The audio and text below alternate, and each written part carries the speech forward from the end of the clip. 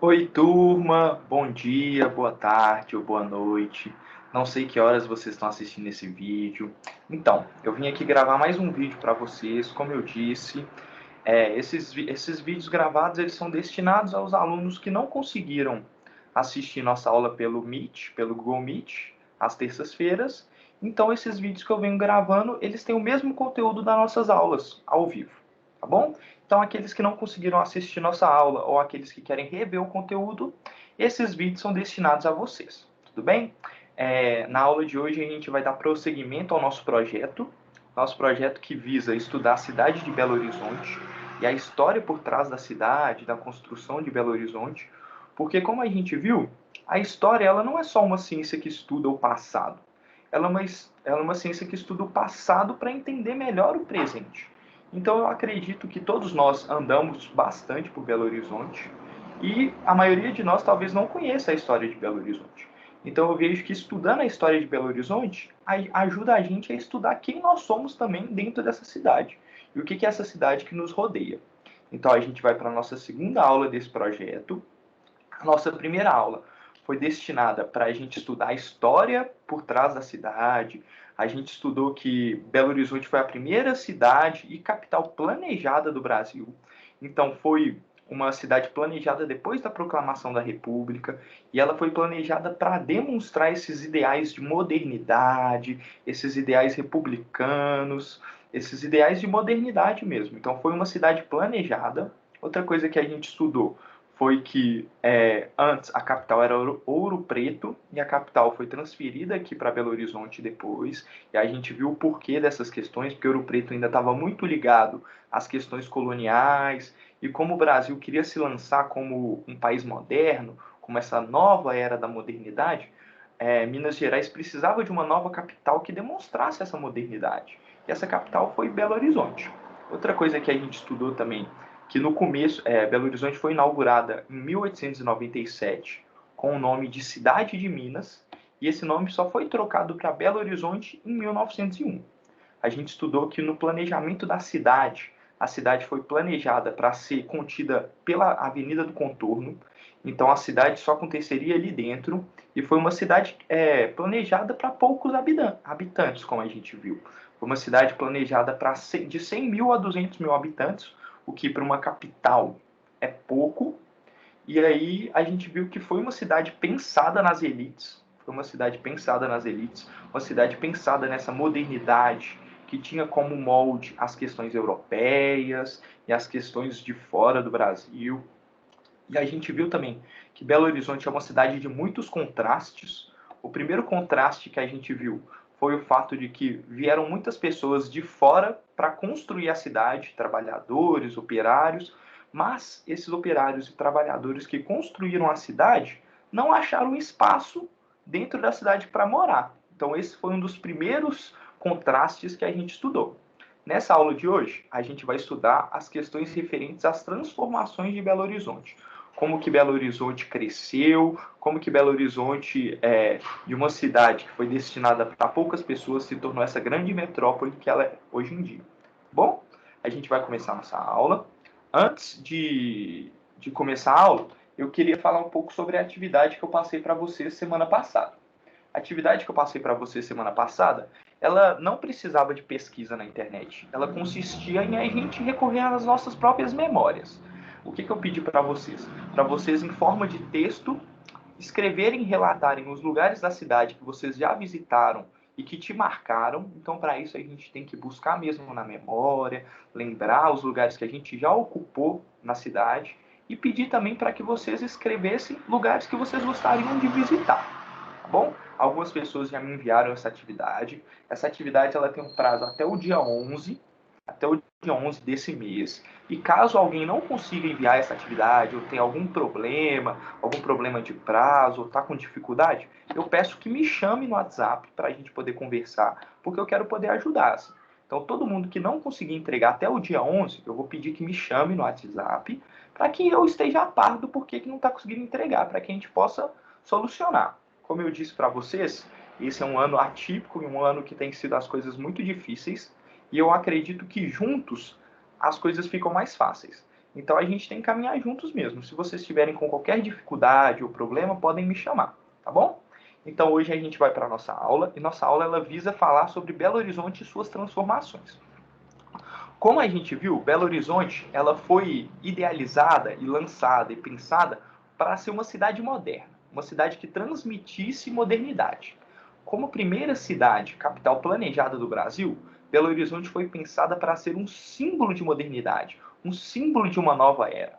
Então, Belo Horizonte, a principal função dela era ser essa cidade moderna, essa cidade que mostraria o Brasil, uma nova fase do Brasil, uma fase que não era mais ligada à colônia, não era mais ligada a Portugal, era uma fase de modernidade.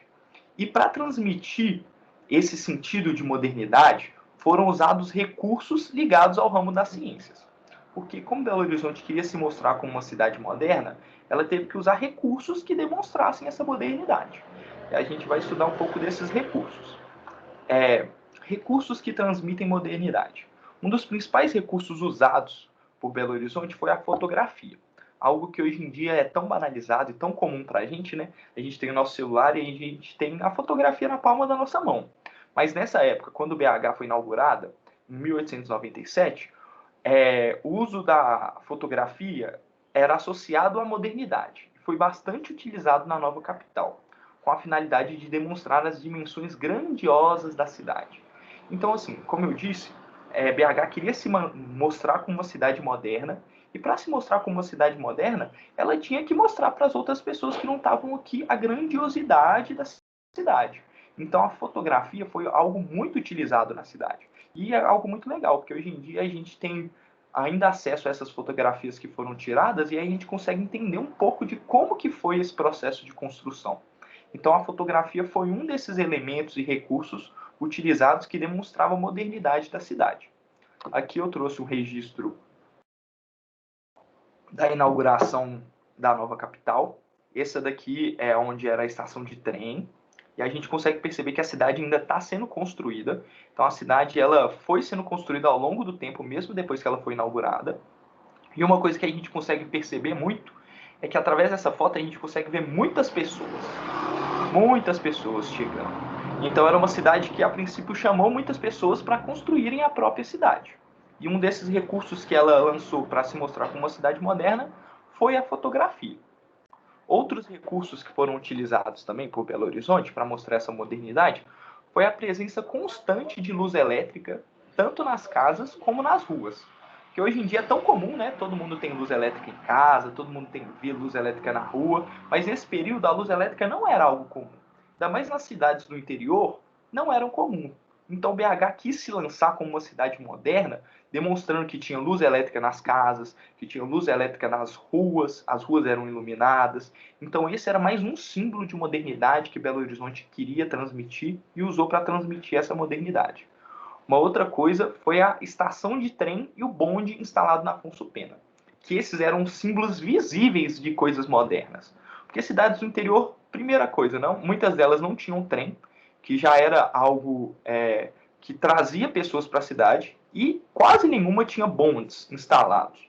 E aqui a gente vê que Belo Horizonte tinha essas duas coisas. Então Belo Horizonte usou desses recursos para mostrar essa modernidade que ela queria. Aqui eu trouxe algumas fotos do bonde que era instalado na Afonso Pena. São duas fotos diferentes. Essa daqui é um pouco mais antiga, no período um pouco depois da construção da cidade. E essa aqui é por volta de 1920.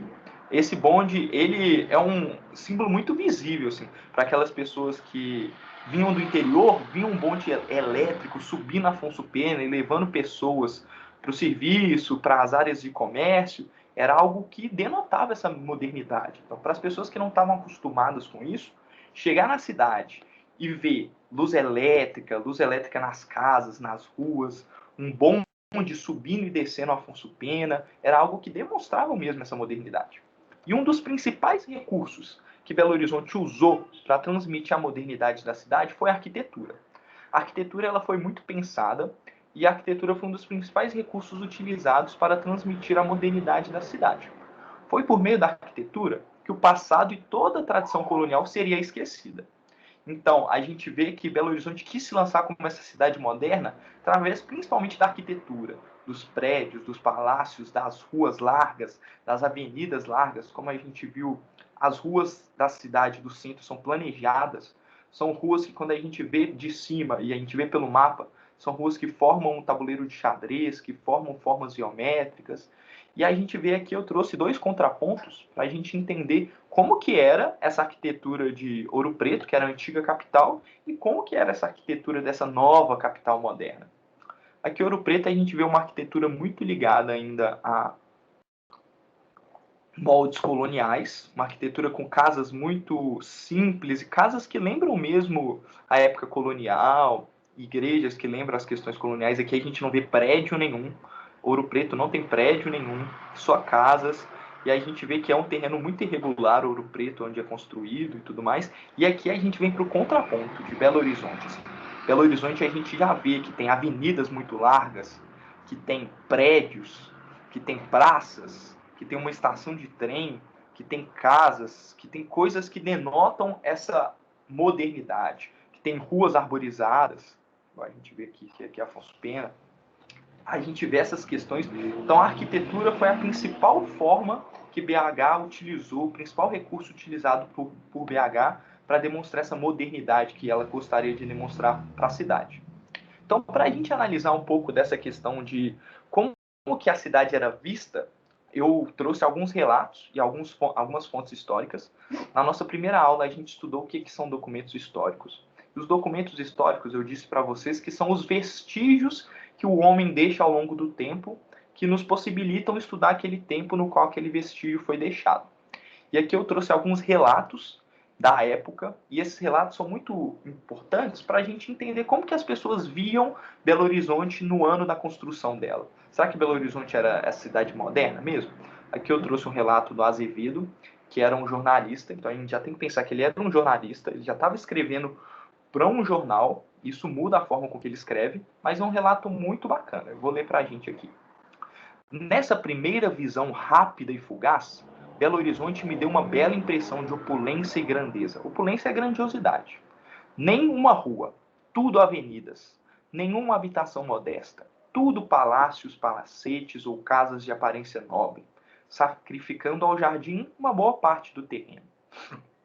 Em Belo Horizonte não faltam, aliás, casas particulares de aspecto luxuoso, elegante, moderno. Então, isso ele escreveu em 1901, o ano que a capital teve o nome mudado para Belo Horizonte. A gente vê que ele, nesse relato dele, ele mostra a cidade como uma cidade muito grande, uma cidade moderna, opulenta, grande, com grandes ruas, que é onde não tem ruas, só tem avenidas, com nenhuma habitação modesta. Então aqui a gente já consegue ver de que realmente Belo Horizonte foi uma cidade destinada, a princípio, às elites, que tinham palácios, palacetes, casas de aparência nobre. Então a gente vê que Belo Horizonte, a princípio, foi essa cidade destinada às elites mesmo, e a gente tem que ter essa consciência. Assim. E nesse relato a gente vê, parece que Belo Horizonte não tem nenhum defeito, né? Que é muito grande, bonita, e era essa a visão que Belo Horizonte queria mostrar mesmo. Como essa cidade moderna, essa cidade grande, com uma arquitetura bonita, com grandes casas que pareciam palácios. E aqui eu trouxe outro relato também, de 2 anos depois, de 1903, escrito por Olavo Bilac, que é também um cronista, escritor muito famoso. E o que ele diz sobre BH quando ele visita?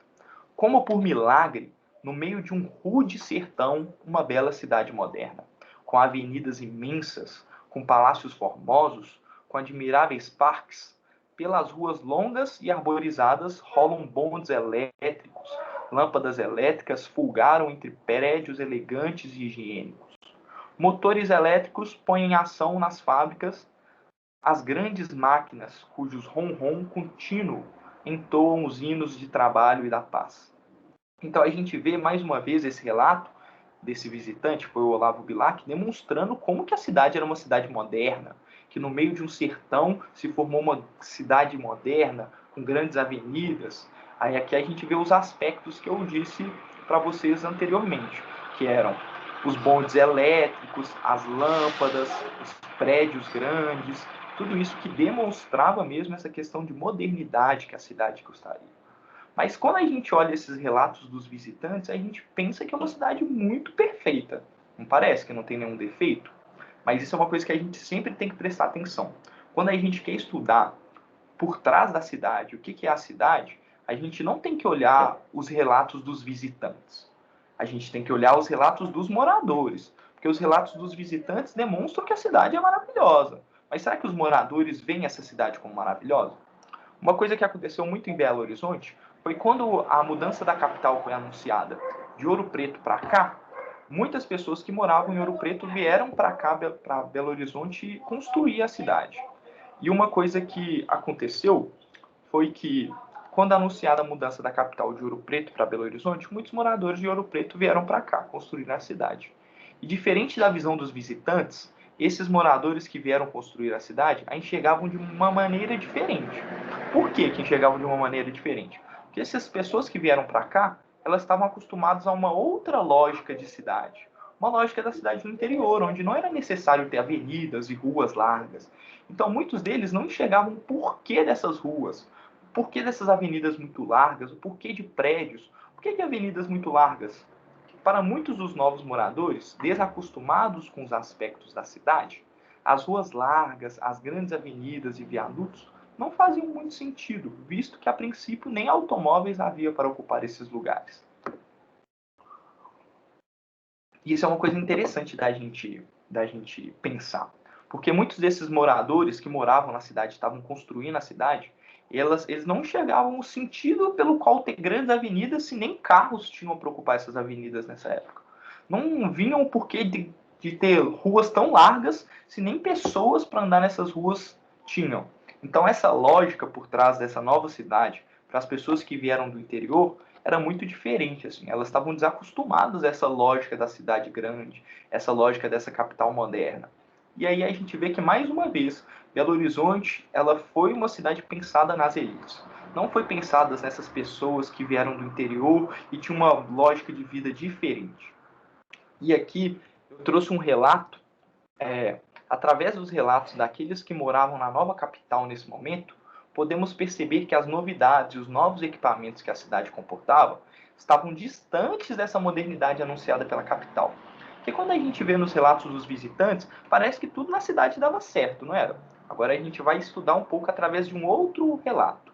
Eu trouxe um relato do Pedro Nava, que era médico e escritor brasileiro, nascido em Juiz de Fora e habitante de Belo Horizonte por muito tempo. E ele relatou o seguinte: o bonde de Belo Horizonte sempre tem atrasos, enguiços, falta de luz, fios e postes são arrancados pelas enxurradas. E mais, a eletricidade falha em Belo Horizonte, mas tudo falha na cidade. Calçamento, obras públicas, saúde e instrução. Então, o que a gente percebe? A gente percebe nesse relato dos moradores que Belo Horizonte não era essa cidade maravilhosa que os visitantes mostravam.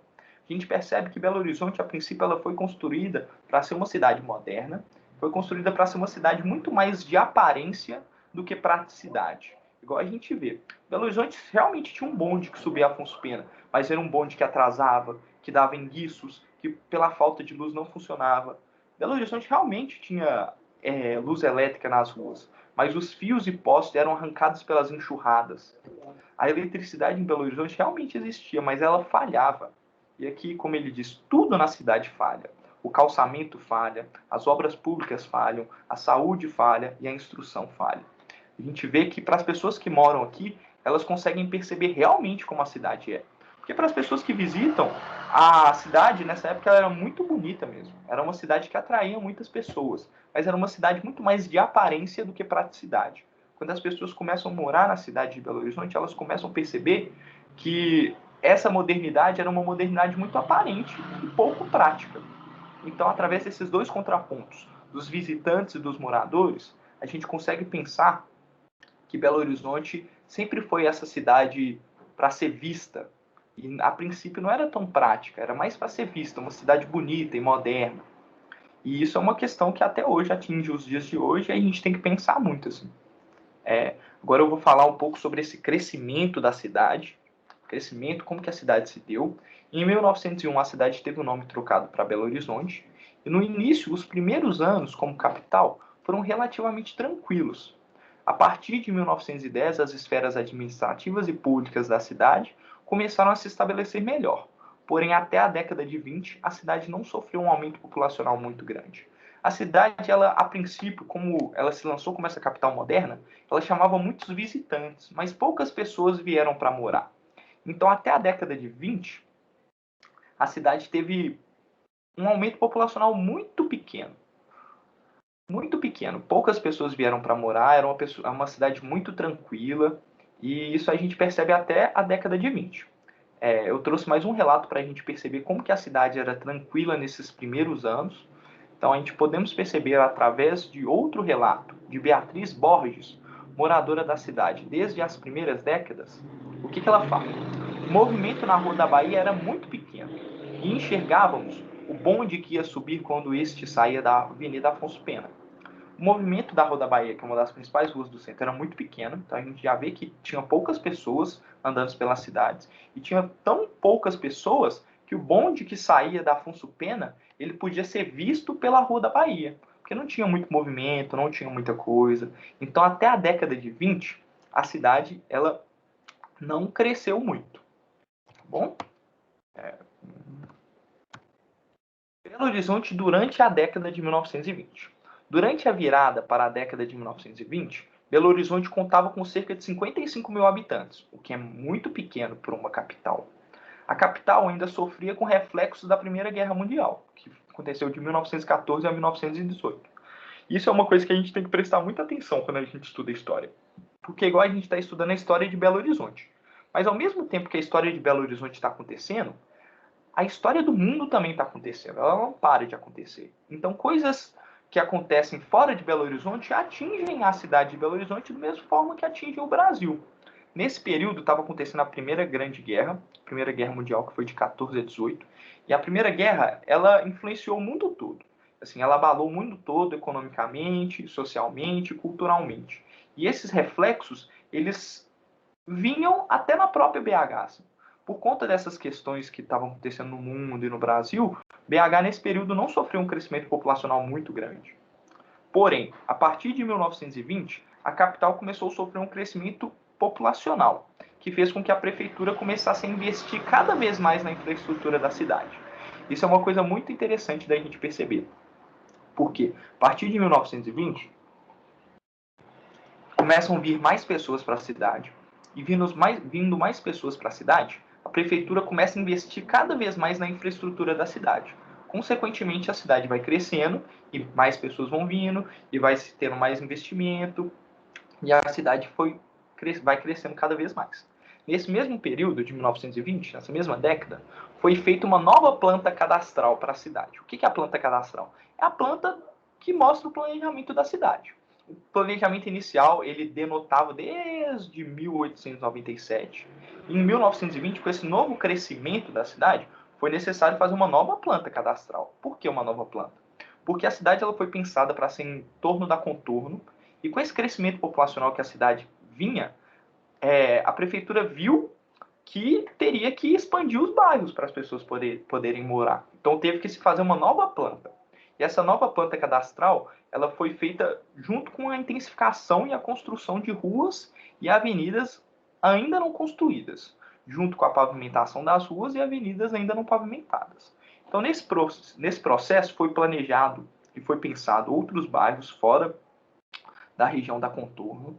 Assim, as avenidas que não eram pavimentadas começaram a ser pavimentadas, as avenidas que estavam na planta, que não tinham sido construídas, começaram a ser construídas, e com o crescimento populacional da cidade, a cidade começou a investir cada vez mais na cidade, nela mesma.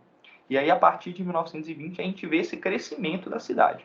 Um crescimento ainda um pouco lento, mas era um crescimento. Assim, o que não estava acontecendo nos anos anteriores. Com o crescimento populacional, começaram a ser pensados novos bairros e regiões que fugiam do planejamento original. Ou seja, bairros e regiões que se encontravam fora da Avenida da Contorno. Como eu disse para vocês, a Avenida da Contorno foi pensada para que a cidade fosse contida dentro dela. E com esse crescimento, a cidade já não estava suportando mais estar só dentro da Avenida da Contorno. Então começou a se pensar outros bairros e regiões fora da avenida.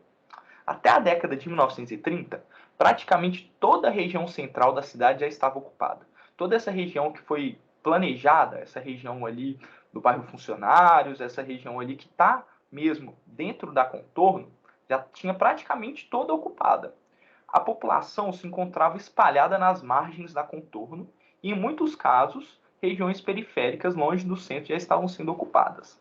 Nesse período, a partir de 1930, quando a população começa a crescer e continua crescendo, a gente vai ver que os dois processos que eu disse para vocês na aula passada começam a se intensificar, que são os processos de periferização e favelização. Esse processo de periferização é a ocupação de lugares distantes do centro. Então, como as pessoas precisavam morar, os lugares do centro já estavam ocupados, as pessoas que vinham começavam a ocupar lugares distantes do centro. E junto com esse processo de periferização, se dá o processo de favelização também, que é a ocupação de regiões irregulares. A gente sabe que BH é uma região de muitas montanhas e morros, então regiões irregulares começaram a ser ocupadas também. Uma dessas primeiras regiões a serem ocupadas foi a Serra, que é uma região perto do centro, que hoje a gente sabe que tem uma favela. Então esse processo de favelização foi uma das primeiras regiões que sofreu esse processo. Belo Horizonte durante a década de 1940. A década de 1940, ela transforma a cidade. Por que ela transforma a cidade? Porque uma onda de industrialização atingiu a região sul e sudeste do país nessa época, atingindo consequentemente a cidade de Belo Horizonte. Nesse período, devido ao aumento do número de empregos gerados pela industrialização, a população de Belo Horizonte começa a crescer muito rápido. Então, o que a gente vê? A gente vê que nesse período o Brasil começa a sofrer um processo de industrialização que atinge principalmente a região sul e sudeste do país e, consequentemente, atinge a cidade de Belo Horizonte.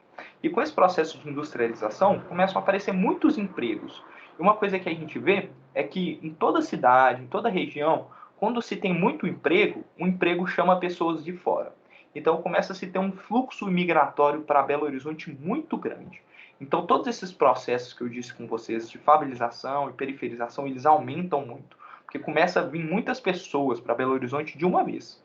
A partir da década de 1940, Belo Horizonte sofreu um boom populacional que se estende até a década de 70. Esse processo intensificou a criação de bairros na cidade, fora da região central, intensificando também os processos de favelização e periferização.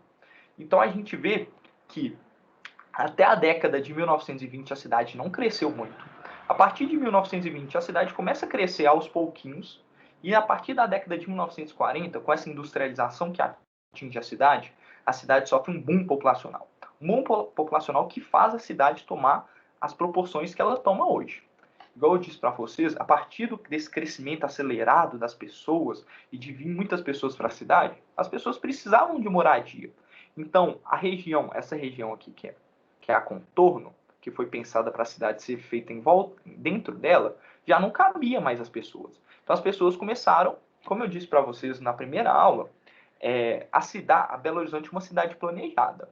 E as cidades, geralmente, elas não são planejadas. Os bairros também não são planejados. São bairros que se transformam e vão ganhando forma ao longo do tempo.